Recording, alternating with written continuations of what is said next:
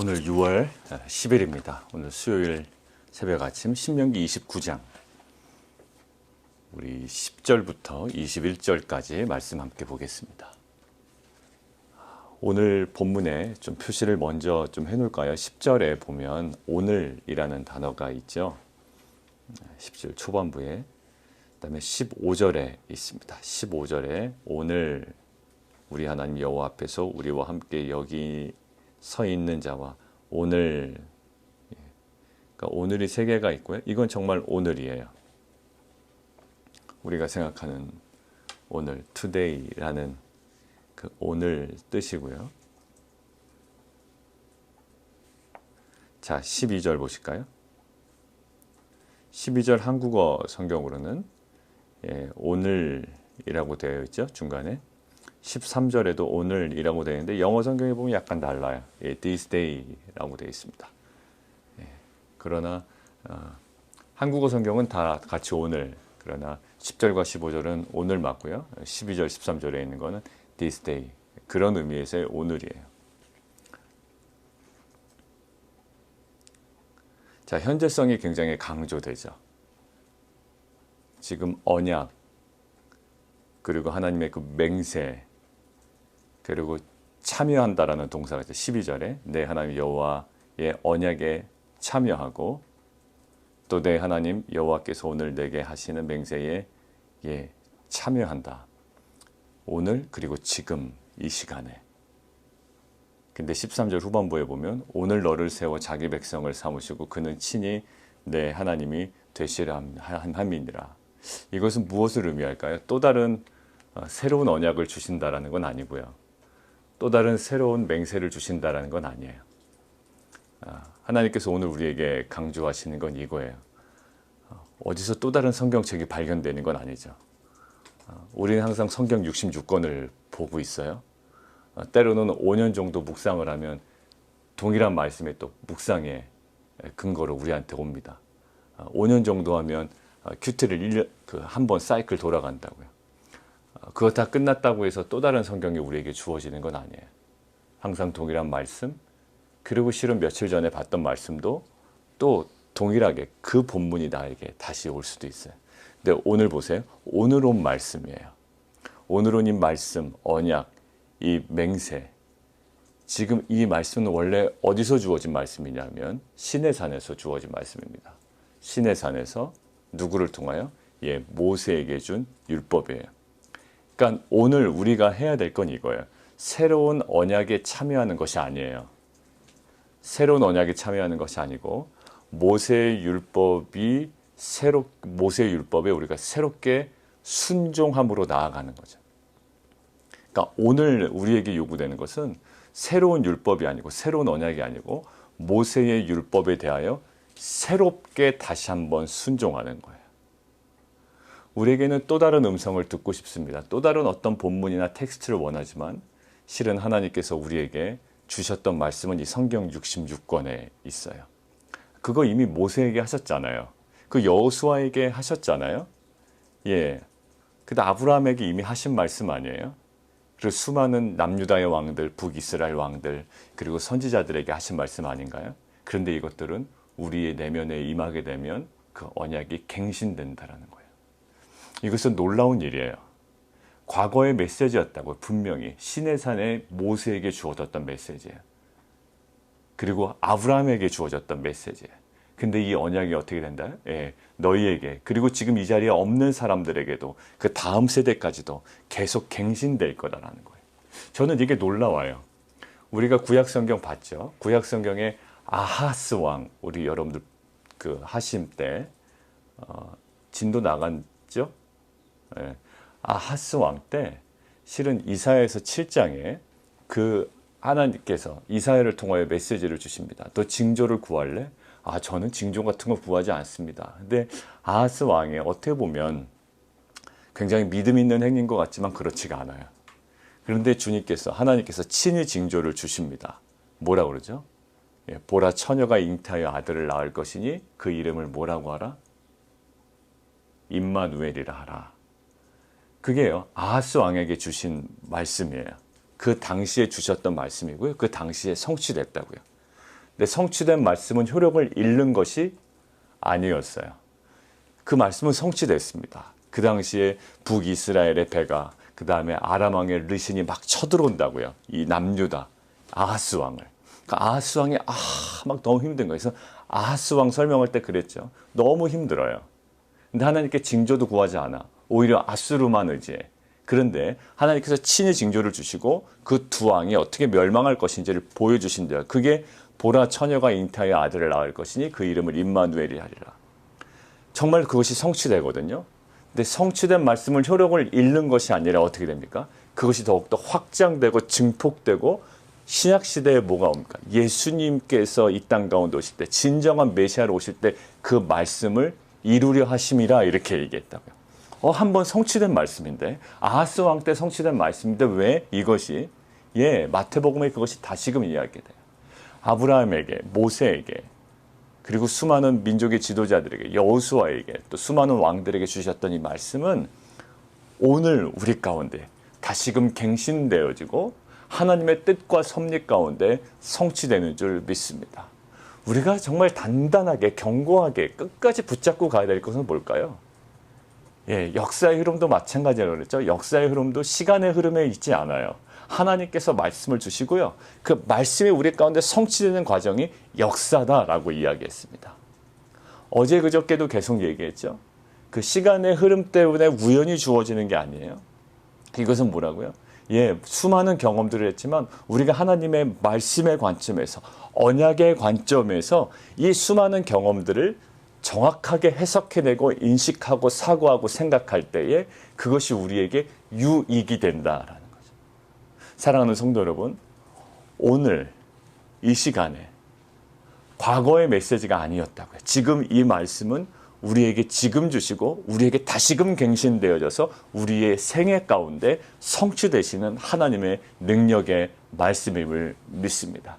그러한 말씀의 그 현재성에 온전히 우리가 서 있어서 이제는 우리의 현실의 눈에 보이는 것이 아니라 우리의 심령의 인생에 뿌리내린 그 말씀을 의지하며 살아가는 귀한 공동체가 되기를 원합니다.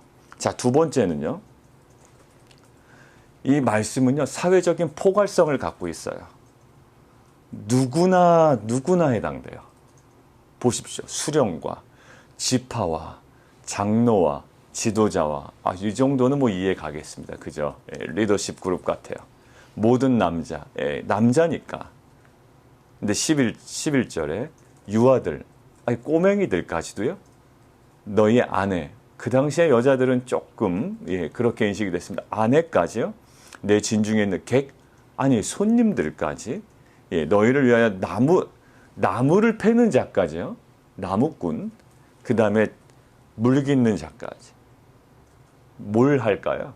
이렇게 신분이 많음을 강조한 것이 아니라 누구나다 예외 없이 모든 사람에게 결국 이 언약의 사회적인 포괄성, 누구에게나 평등하게 누구에게나 역사하신 하나님의 말씀이에요.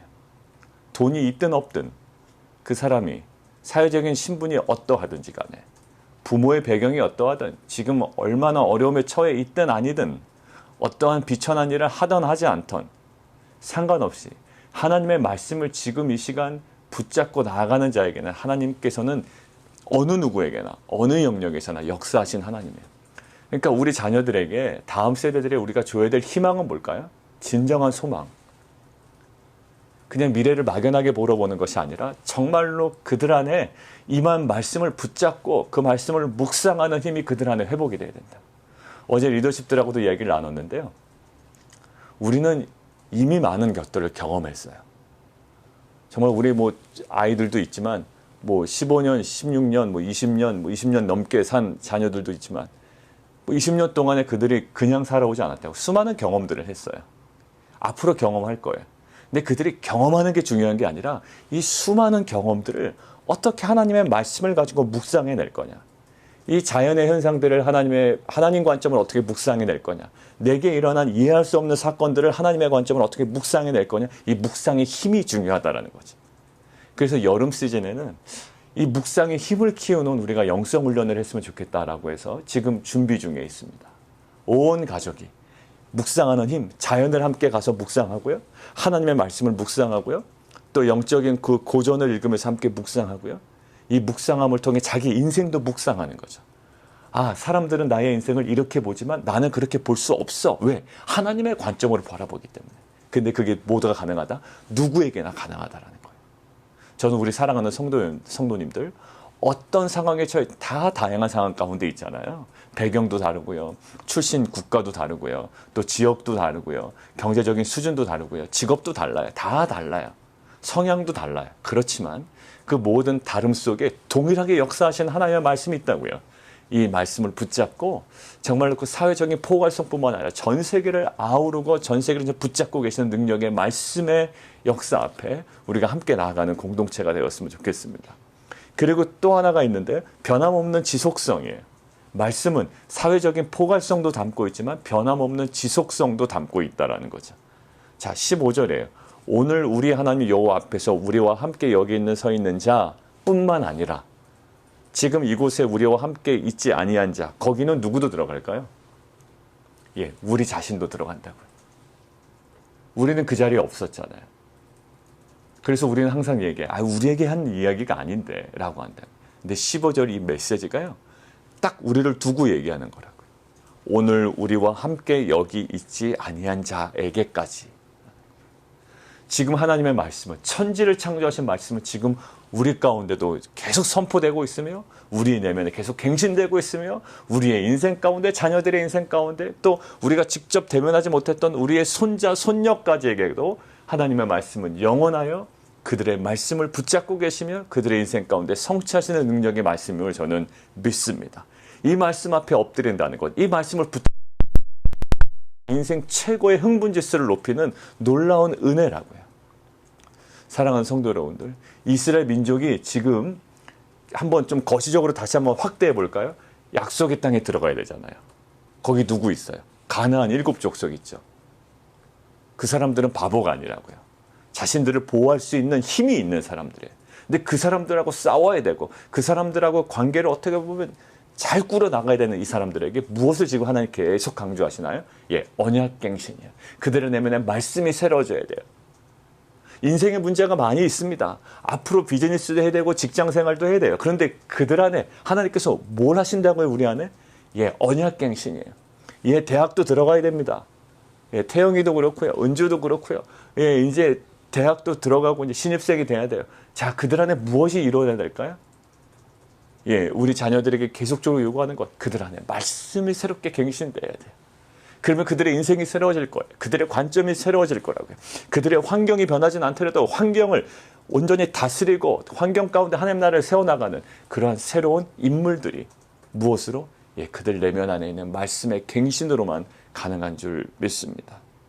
정말 우리의 한 2년 전에 우리가 개척을 하고 지금까지 진행이 되어 왔지만 정말 우리 다음 세대를 통하여서도 우리가 갱신되어야 되는 것은 우리가 세워놓은 비전이 아니라 정말로 살아서 역사하시는 여호와의 말씀이 날마다 갱신되어지고 큐티 나눈 방마다 갱신되어지고 가족의 그 가족 예배마다 말씀이 날마다 갱신되어지고 주일 예배마다 갱신되어지고 우리가 계획한 모든 여름 프로그램 속에서도 날마다 그 언약이 갱신되어지는 그래야 그 말씀으로 인하여 우리가 만족되어지고 회복되어지는 귀한 공동체 되기를 원합니다. 자, 마지막으로 16절부터 21절인데요. 눈에 들어오는 메시지가 여러분들 보세요. 저는 하나가 딱 들어오더라고요. 19절. 이게 인간의 모습인가 봐요. 19절. 이 저주의 말을 듣고도 심중에 스스로 복을 잃어 이르기를. 예, 이게 딱 인간입니다. 저주의 말을 듣고도 심중에 뭐예요? 예, 복을 빕니다. 어떤 경고의 메시지를 들어요. 큐티를 통해서. 그런데도 우리는 항상 복을 빌어요. 잘 될 거야. 그래도 잘 될 거야.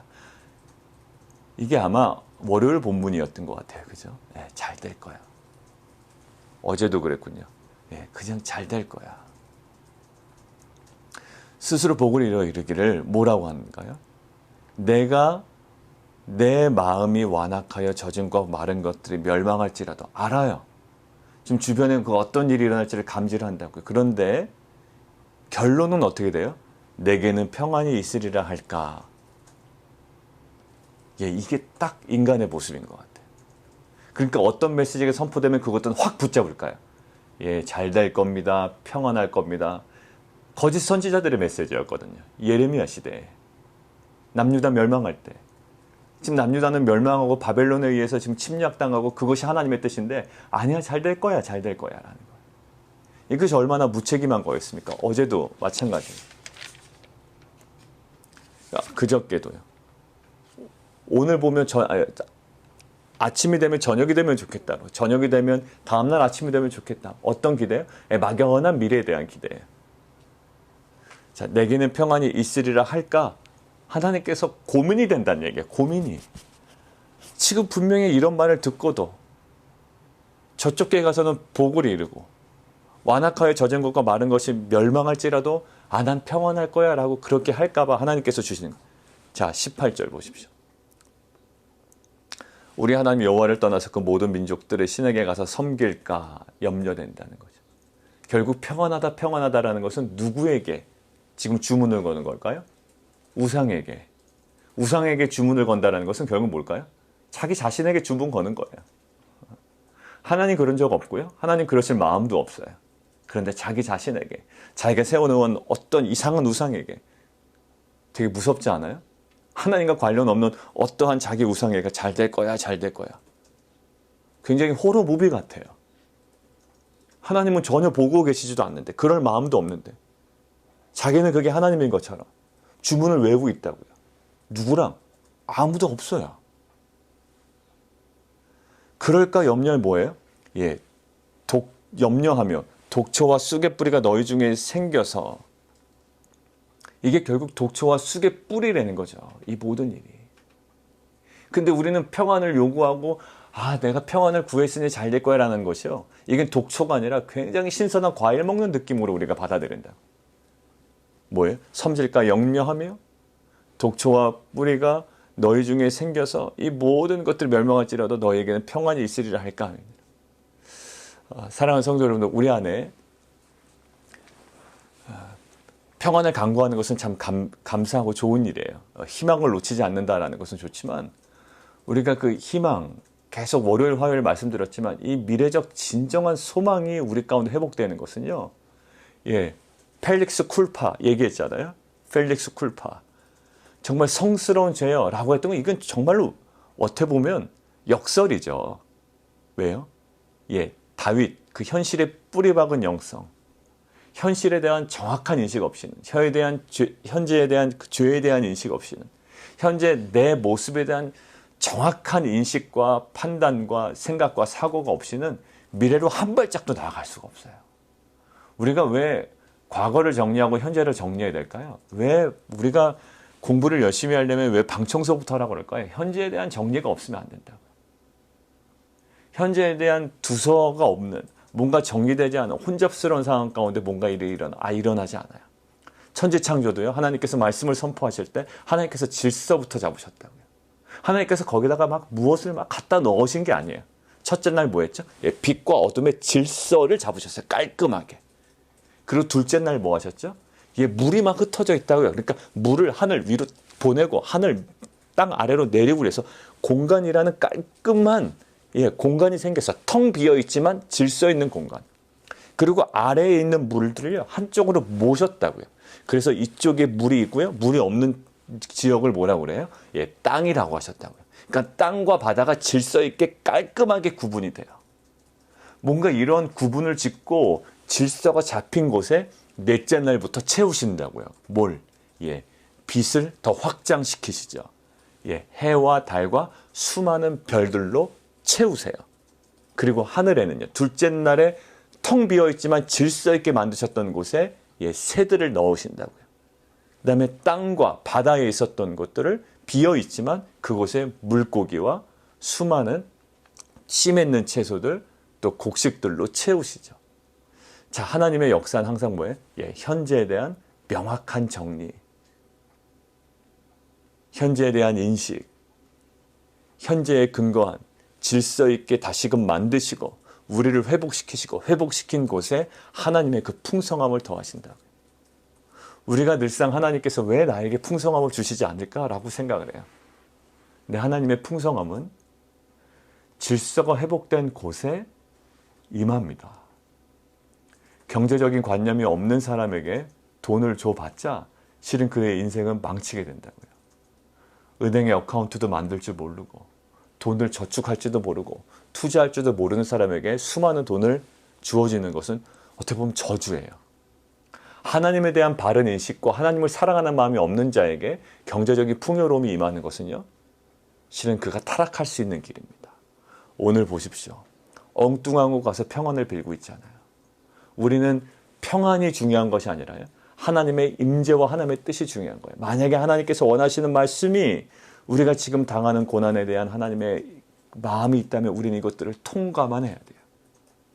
마치 예레미야 시대에 남유다가 바벨론에 의해서 결국 멸망할 것이다 라는 것이 하나님의 뜻이었다면 우리는 평안을 구하는 것이 아니라 그때 그 시간에 임한 하나님의 마음을 알아 우리가 돌이키든지 아니면 그때 하나님께서 우리에게 감당하시는 그 시간들을 지혜롭게 잘 통과해야 된다고요. 막연히 평안을 구하는 자들이 아니라 지금 이 시간 오늘 우리에게 주시는 말씀이 무엇인지를 분별하여 우리가 감당해야 되는 그 시간을 믿음으로, 그리고 또한 현재에 대한 철저한 또 인식과 또 해석과, 그럼에도 불구하고 미래에 대한 정말 온전한 소망으로 이 시간들을 감당해야 되고 결국에는 말씀이 성취되어지는 귀한 공동체와 가정 되기를 원합니다. 우리 함께 기도하겠습니다.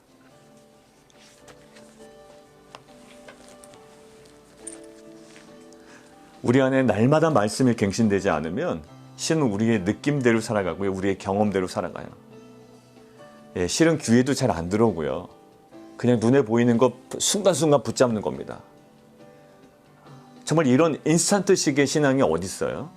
그냥 눈에 보이는 것만 바로바로 붙잡아버리고 생각도 깊게 하지 아니하고 사고도 깊게 하지 아니하고 묵상도 하지 아니하고 그냥 과거에 좀 했던 거 반복하고, 이건 아닌 것 같아요. 우리 안에 날마다 말씀이 갱신돼야 돼요. 우리가 새로움을 얻는다는 건 뭘까요? 새로운 아이디어를 낸다는 것? 예, 맞아요. 그러나 우리 안에 새로움을 추구한다는 것은 뭘까요? 우리 안에 말씀이 갱신된다는 거예요. 우리 안에 날마다 새로움이 경험된다는 것은요, 우리 내면에 날마다 말씀이 임하는 것이고요, 그 말씀이 성취되는 것이에요. 그 말씀이 우리를 새롭게 합니다. 하나님, 우리 인생을 날마다 새롭게 하여 주시옵소서. 그 하나님의 언약의 말씀이 우리 가운데 날마다 갱신되어지는 놀라운 은혜의 삶 되게 도와주십시오. 이 시간 함께 기도하며 나가도록 하겠습니다. 기도하겠습니다. 살아계신 하나님, 우리에게는 수많은 경험들이 있습니다. 그러나 그 경험들이 우리의 인생을 새롭게 하는 것은 아닙니다. 그 경험에 대한 해석과 인식이 있어야 우리의 인생은 날마다 새로워집니다. 그러나 그러한 해석과 인식과 사고와 생각은 오직 여호와 하나님의 말씀으로만 가능한 줄 믿습니다. 우리 안에 언약이 갱신될 때에 그 말씀으로 인한 새로움이 우리의 가정과 우리의 자녀들과 우리의 비즈니스와 우리의 모든 직장 일상 속에 경험될 줄 믿습니다. 세상적 새로움을 추구하는 자들이 아니라 하나님의 언약의 말씀으로 날마다 우리 가운데 갱신되어지는, 새로워지는 그 하나님의 은혜를 경험하는 귀한 공동체 되게 도와 주옵소서. 예수 그리스도 이름으로 감사하며 기도합나이다.